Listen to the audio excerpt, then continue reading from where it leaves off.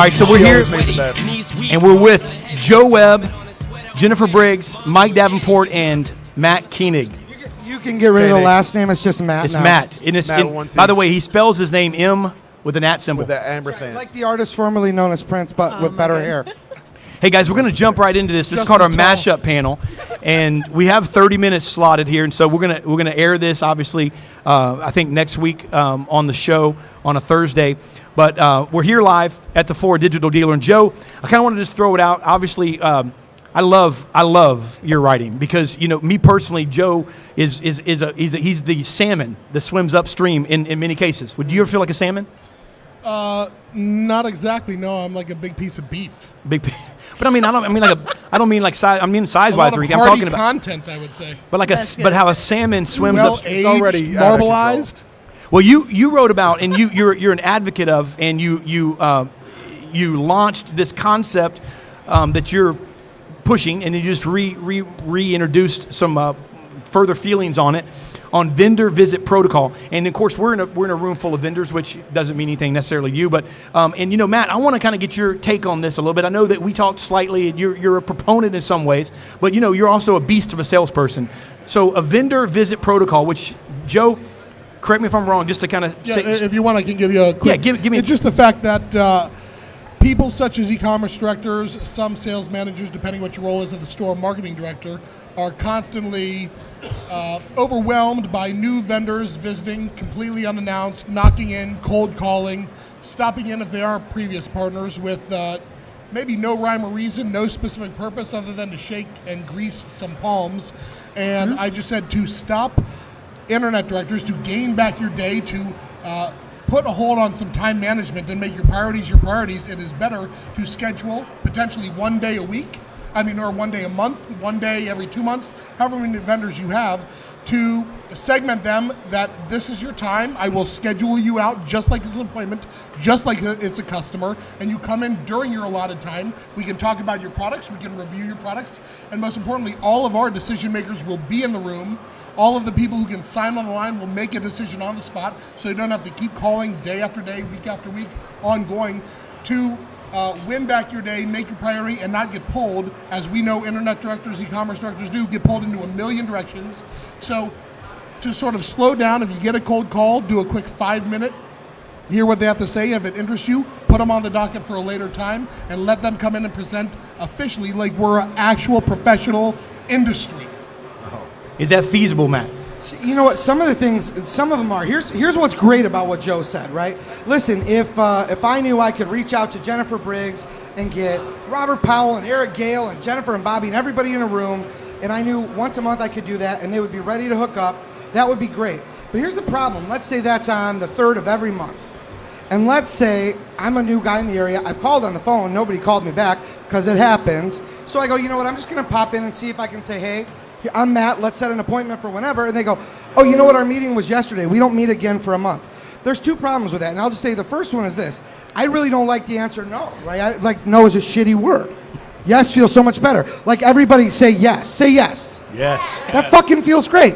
So I like to say yes. So here's the deal. Problem is when somebody says no, I get a little frustrated. But then I forget that it's not about me. And I go, it's about the dealer. Yeah. So then I go, holy shit, I've got the best program in the world that's going to make you guys so much more money. And with 13 stores, 200 and some clients, I 19. Can easily a bazillion. Thank you. I might be able to add another $100,000 to your bottom line, but I got to wait 29 days to help you, number one. Number two, realistically, when you look at this, I think part of the problem is what you mentioned. So many new vendors, there's turnover in dealer staff, vendor staff, and the problem is, and I've been on the dealer side, look, you can call me. I've got about 47 voicemails, 800 emails. I don't give a shit about new vendor. I'm not calling you back. So sometimes the only way is to knock on the door. Now, not to be a dick, when you knock on the door, I think you go in and you say, listen, I value your time. I called, I didn't hear back. I was just stopping in to say hello and see if we can set an appointment for a future date. Great, 29 days. Sweet, 29 days from now, you're only gonna miss out on about 80 grand. But I'll tell you what, give me 5 minutes here and I'll get you excited. If I don't, you won't want me back in 29 days anyway, bro. And I'm glad, first of all, that you kept it at G rating, but thank you for that. But so moving along, I mean, Joe, so comment on that. No, it's very simple. It doesn't matter what you want. It matters what's best for the dealership. And you could assume, hey, my one product that you've never heard of and I'm brand new to the industry is going to give you $80,000, but that is a fucking pipe dream nowadays. And with for some vendors, there's more vendors in this industry than ever before. Look at any single digital conference and see that. And if you just make an open, revolving door to every single new schmuck that enters our industry, you can't to come in and pitch you. You can't. It can't be. So just have a More process. often than It doesn't once a have to be month. once a day. It doesn't have to be once a week, once a month. Just have a process. Designate somebody to do a quick 5-minute review. If it interests you, if it's valuable, great. If you've got a really good relationship and rapport with your website or your CRM provider, do you need to listen to every single webinar for an hour from another CRM provider? No. Just say, you know what? At this time, we're not looking. Thank you very much. 29 days? No. Our contract is up in 9 months. How about 7 months from now? I'll put you on the docket. And guess what? If you were too late to walk in and you just have the next best thing since sliced bread, you are going to have to wait for 29 days because that is the process. Yeah, but it would be that would work well Well, if dealers actually called back. Their here's the vendors, 'cause thing then of you've got it. Some are great and some just But here's don't. the thing. What Joe is saying is right. I don't think that 29 days is an appropriate amount of time. What I always did, because I was very busy, always so buried, here's what I would do. Send me the information via email when I'm working 15, 17 hours a day at home, 4 o'clock in the morning before I come into the store. I'll review it. If it looks valuable to me, I will call you. If not, it's not good. So I love the idea of prioritizing. We don't. Their time management does not happen in a dealership. Did my mic just die? No, you're good. Okay, good. So it just doesn't happen. And there has to be a better, more efficient way. What are you looking for? But the dealers need to know what's on the radar. What do I need help with? What do I need to review? Don't just let everybody walk in. Take control. As the dealer, you reserve the right to who you give your time to. Let's take the second. same approach to our customers who walk in the dealership unannounced that we need an appointment. I'm with 2 customers already. Oh, sorry, can't come back. You have to come back in 29 days when I'm available. And, Okay, you're But it's completely different. Yeah. Well, hold on. Not really. The customer makes money for Mike, and a good vendor relationship is going to make you money too. Well, let me Sometimes ask you this, miss Matt. out on stuff. Let me throw this out there. I mean, this may backfire like crazy, but are there dealers that are out there, guys that are obviously? I know you're at the dealership. Anybody at the dealership level that's sitting out there watching, just raise your hand if you're at a dealership. Make a decision on advertising? Okay, let me ask you this, okay? You're in Alabama. I just met you, right? Toyota store in Alabama. Yeah. And I'm not going to lead this. I'm going to try very hard not to lead this. So my experience with dealers is they kind of like being sold. They kind of like being sold. Well, we are in sales. They kind of like being sold. Let me tell you something. Some of the times when we get to the end of the call, they'll congratulate my sales reps and then go, hey, you want a job? I wish I had 5 people just like you working here. So let me ask you a question, and I'm going to throw this out there.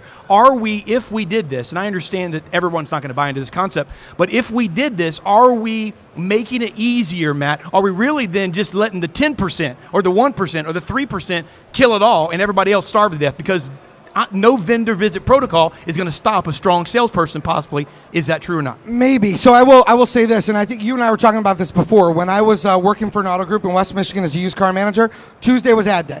So if a rep came in on a different day, I'd say, listen, I'll give you all the time you need, only on Tuesday. Just come back Tuesday. I got you. I'll listen to whatever you're slinging. If I like it, I'll hook up. If I don't come back ever, whatever. But I would always give them the time. Here's the challenge, I think, though. Because a lot, like you just said, time management is hard. What happens is a lot of dealers, everybody's begging them for their money every day. So sadly, we've got the receptionist trained to blow people out, right? And the receptionist thinks they're doing you a favor, and they just walked the thing you've been waiting a year for. I think sometimes I just walk right past her and walk into the GM's office and knock and go, you don't know me because I've called for 4 weeks and your receptionist didn't put the call through. So in 30 seconds, I'm going to tell you why you want to know me. If you don't like it, you can kick me out too. And it works sometimes, and sometimes they're like, what the fuck is wrong with you, bro? And cool. Then I have Chris call on them, and it's a different person. And that's one thing I was going to say, and you brought it up, is like, listen, we're in an industry full of either closers or losers. And a dealer who has a vendor with a good pitch and a good product that they don't know about, they at least can give them an opportunity of saying, hey, here's what I've got. 30 seconds, just give me 30 seconds. No, and I never debated why you don't even get to walk in. I'm saying I'm saying review for 5 minutes, listen to what they have to say. If it's interest to you, nobody signs online right there. You bring them back, but you have it scheduled where the decision makers are in. Otherwise, you'll come back in and you'll wait to hear and wait to hear and wait to hear. And who do I need to speak to? When am I going to get a yes? Yeah, well, you're saving them time as well. I mean, I support what you're saying now. I know. I don't lose these arguments. And I do. I think that it's going to be different for every store, what's appropriate, but it does. You need to have a process. It's your time. It's valuable. Think about all the time you're wasting. How many cars could you have sold? And for the vendors that don't think it's a good idea, how more efficient could you be as well? Jennifer, you just left the dealer side from an e-commerce director position. How many demos from a vendor were you asked to do every single day? So at my most recent group, I still work for a group right now, but my last group, I had 8 stores and no less than 3 phone calls a day. Would ask for a demo? Yes, per store, by the way. Could you do 3 hours a day dedicated to listening to new vendors and products? Of course not. That's why I had my screening process. I had a process in place. My receptionist did not blow them off.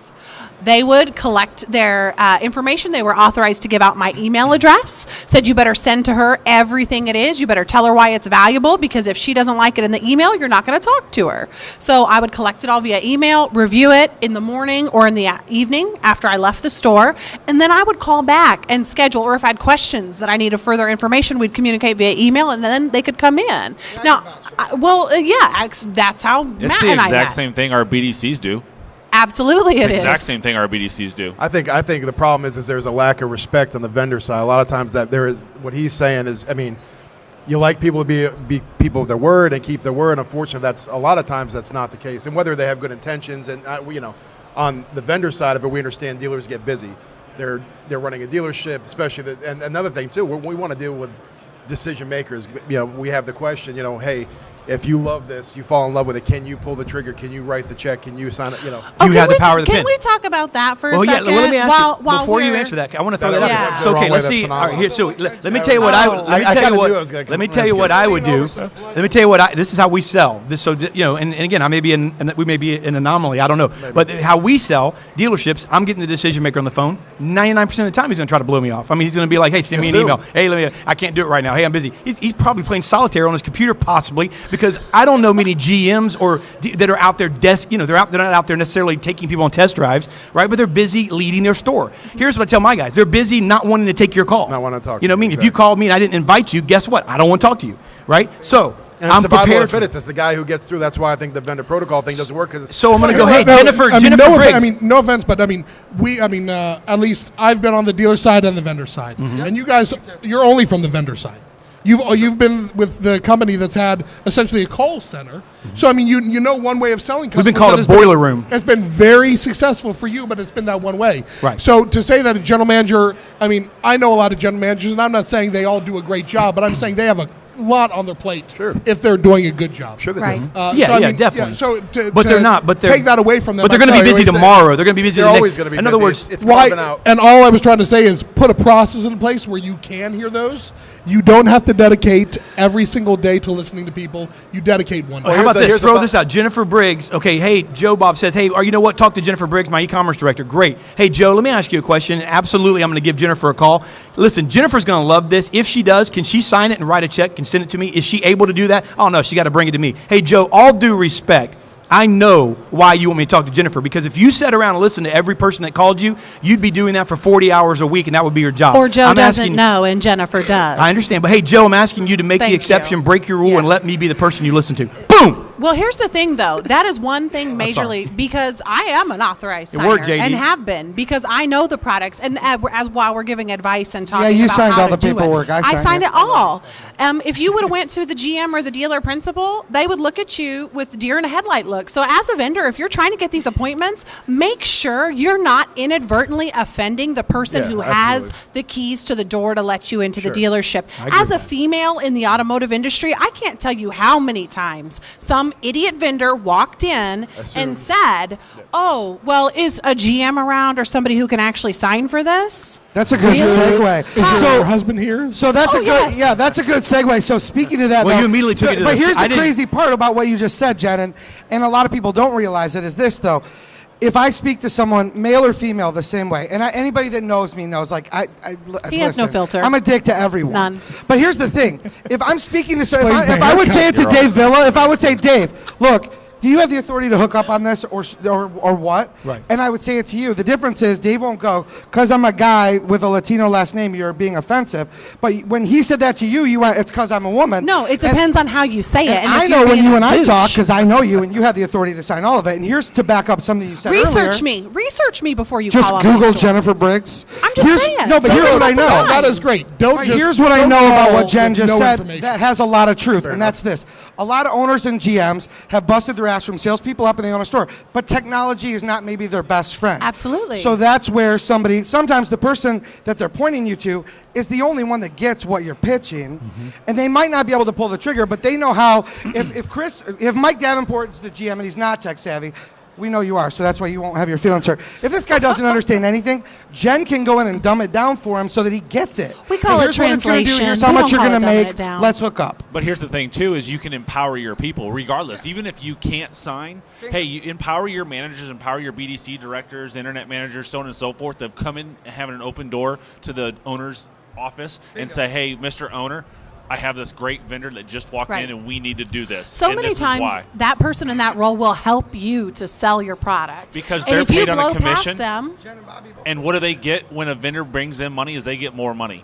You know, as a lot of e-commerce directors and internet sales managers in the room, they're probably more scared of their owners sitting down with a vendor, getting pitched on something and sold on something when they're like, well, hell, he doesn't even involve himself in the CRM. Right. This That's affects true. everything I do with my life, and now I've got to go with this? It's Right. server-based. Like, there are those situations where an owner shouldn't be making those decisions, and it negatively affects and influences the lives of the personnel in That's the a good staff. point. So what exactly Hey, do you dude, do let's- here? I have people skills. Hey, let's shift gears for 1 second, but still, Joe. I fixed the Joe, glitch. you wrote a blog. Okay, Joe is.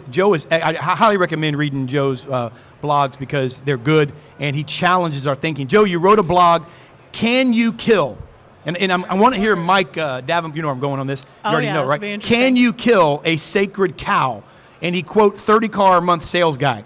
Mike, you're a sacred cow in some way. Joe, explain that. And Mike, I'm going to have you comment on it. I mean, if you read it, the actual concept isn't to kill sacred cows, but it's a lot of ways that we have to find ways to better manage and motivate and hold accountable everybody in the store. Nobody should be above the law when you're creating policies for a dealership.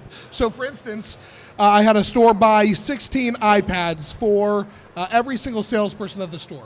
And on it, they put their mobile CRM. They put like Auto Trader, Trade and Marketplace. They put like Car Story to OEM compare apps. things. They put Advantastar to compare off-brand products. They put Insignia to sell accessories. They put countless apps and tools that will influence and help sales professionals better educate the customers when they're in stock. Mobile credit app.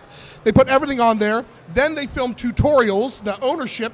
General management filmed tutorials, made the salespeople watch it so they understood how to use the functionality on it, gave them all iPads, made them sign off at it, had them present back. Everybody knew how to do it. 30 car a month guy said, well, I shouldn't need to do that because I'm already selling 30 car a month guy. Then 25 car a month guy says, well, hell, if he doesn't have to do it, why should I? And it filters down. They had real successes after 3 months. 6 months later, nobody uses it. Right. Why? Buy Because instead. the newbies that did want to use it, and here's what I'll say about mobile technology. It can make you much stronger and much better, and this is what takes you from a salesperson to a sales professional. But with that said, it takes more time. To use mobile technology in a showroom does actually add to your time if you do it right, if you use the right pieces. So they're too worried about hitting their 10 to 12 month car quota, so they start putting it down, and management, who's used to not seeing some guys with it, let it fly. So all I'm saying is, you don't need to kill a sacred cow. You almost can't. Nowadays, you need good sales professionals. But with that said, you need to find a way to better manage, motivate, and require them to follow dealership policy because nobody should be above the law. Unless they're the type where they only feed off their previous clients. If they only feed off your existing clients, great. If you're taking ups on the showroom floor, every customer should have the same great experience regardless. what do you think about that, Mike? I kind of agree with him. I don't think anybody should be above the law, even though I said to him I want to be above the law. But at the same time, we all have to be accountable, and we all have one job to do for that dealership, and that's to build gross profit for the company, take care of the customer, and to make an experience for that customer to come back and send more people to, again, because we're a for-profit organization. We want to make money. That's what businesses do in this world. So I had one of those salespeople. Yeah, go right ahead. To Mike, I think there's two types of sacred cows. One are the sacred cows that have just got a really good book of business. They've been around forever. They've got people coming in. They're going to sell the 25, 30 cars no matter what, because it's just in their nature. They know no other way. Then there's people who've become sacred cows because they've done all the right steps and they've learned the right way and they incorporate it all. So Mike is sort of that younger generation of sacred cows who hits the sales because they do everything right and doesn't hit the sales just out of longevity. So, and this is where I challenge it, because and Mike does a great job, and 30 cars a month is a fantastic living for a sales professional, and it's great for the dealership. But why stop there? If you're that good and I can give you tools and resources to make you better, why wouldn't you want to sell 35 or 40? I had those guys in my group. And you know what? Good job on your 30. Great. You hit 32 this month. Next month, I want 37. Let's sit down and look at your system and see what we can do to get to the next level. Well, there's one word that everybody keeps using that's like manage. And we've talked about this before. I personally hate when we talk about managing a person, right? Mike's an adult. He's a grown-up. I don't need to manage him and put him in a box. Here's what I would say. I think you're right. Our job as leaders, and I said this before, I'll say it again, your job as a leader in a dealership or in any organization is to serve your people and help them get a better life, period, which sometimes means tools, sometimes means whatever. But there's also this thing called dealers get, like to allude to your point earlier, an owner signs up or whoever signs up, they pile on all these tools, and then they take a 30-car guy who's shooting for 500 cars this year, and they think, well, this will make you better, and he doesn't get it, and all of a sudden he goes from a 30-car month to a 20-car month to an 18-car month, and then his head's totally fucked. And now you've taken your best salesperson who you could have just left alone and let him kill it and said, I'm here to serve you. I have this tool. Let's do one little thing at a time. How can I serve you better? The problem is we're trying to manage them. With Chris, if he sells X amount, I don't give a shit if he shows up. I'll mail checks to him in the Bahamas if he's closing deals. Because our people are happy. Our dealers are happy. But I'm not gonna manage him. I'm gonna coach him, love him, lead him, and be there to serve him. What does that say, though? Not manage him. But what does that say for what Jennifer said, though, about growth and taking you to the next level? I mean, so if he doesn't show up, I mean, are you comfortable with him? What I'm saying is, I don't need him sitting in my office making calls out. Mm-hmm. He can call in his underwear at home if he can serve the customer. Whatever. I'll hire somebody else to go buy donuts and drop them off at the sales meeting. All I'm saying is, people still need to be managed. Don't manage them into a box. No. You serve them. You don't manage them. No. And I'm not saying you don't micromanage them, you give them, but obviously a dealer would be very poor they've done a poor job educating them on the opportunities involved. And if we're burdening them with tools that don't work for the store, then shame on us. That's why you do have to vet it. Taking it back to the first topic, take the time to actually look, does it fit your culture? Will it work? Will everybody adopt? And here's the thing, when you make decisions like big decisions on a CRM, please don't do it in a vacuum. Take your top 3 salespeople and get them in the demo. That is a Kansas accent. Thank you very much. Vacuum was Kansas. Vacuum. So here, let me ask you this. It's not like West Side, but Wichita. In the respect to kind of what he was saying, I kind of piggybacking on that, Mike, you tweeted that in 5 hours, the average consumer gets 7 hours of content. So is the answer more content, I guess, in this case? Because I kind of agree with Matt on this, is that you could muddy the waters with the guy who has processes in place, and with the illusion of, I'm setting him up for success, it may be very likely, like you said, taking him out of his game. And yeah, and that tweet has to go with, because we have a device, we have this, we have a TV on, and we're looking at all 3 while we're sitting on the couch on a Sunday afternoon doing nothing. I mean, for gosh sakes, I got 5 TVs on my wall in my basement so I can watch 5 different games, and then I have an iPad. Because I have an iPad. He's got ADD, so I can watch those while I'm sweeping with my hoverboard. So but you can put way too much on a salesperson. We got a tool that the vendors hear that it's a really great tool, but for me to use it, I have never logged into it. I thought I was going to log into it. I was like, maybe this can give me an extra 2-3 sales per month. I'm not using that tool. The dealership is paying good money for that tool. Is anybody in your store making money with the tool?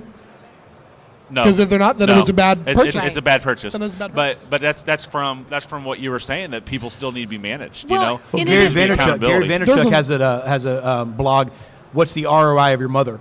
And basically, ROI isn't about the tool, and he's not talking about Matt, but about that kind of tool. But it's about investing, Matt, the time and effort to use it correctly. That's what we're talking about. Yeah, it really is. And listen, I'm all for. We're a freaking company, we get mobile technology, like everything. I'm all for advancing it and making the lives easier. But I said this to someone earlier. I don't know if you were standing there. The CRM has been the best and worst invention that ever came into the automotive industry.